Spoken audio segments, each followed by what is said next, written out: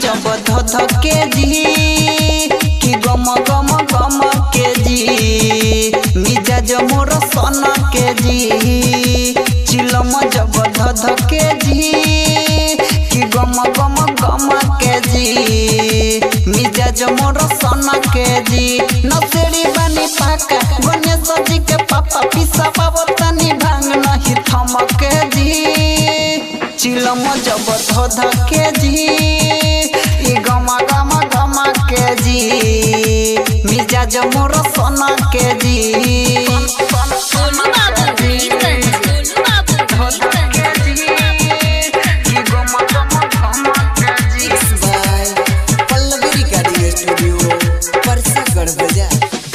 छोड़ दी ना भंगिया पियल ये भोला खाई ना मेवा मलाई के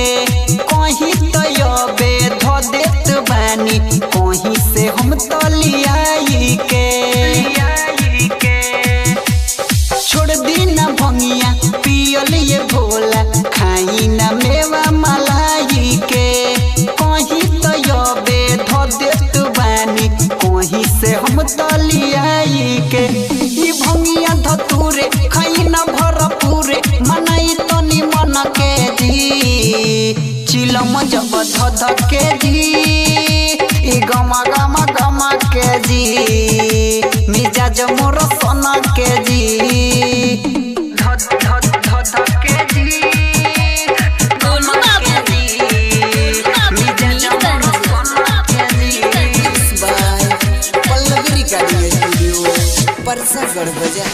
दे दी ध्यान हो दे सेव का बराबर दीपक दीवाना के भोरी जी सुन ले बनी की कैला से नासा होला भोला कमजोरी जी दे दी ध्यान हो दे सेव का बराबर दीपक दीवाना के भोरी जी सुन ले बनी की कैला से नासा होला भोला कमजोरी जी भोला भोला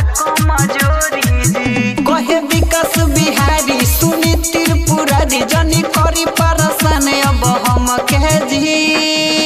चिलम जब धके जी गमा गमा गमा के जी मिजाज मोर सन के जी चिलम जब धके जी गमा गमा गमा के जी मिजाज मोर सन के जी चिलम जब धके जी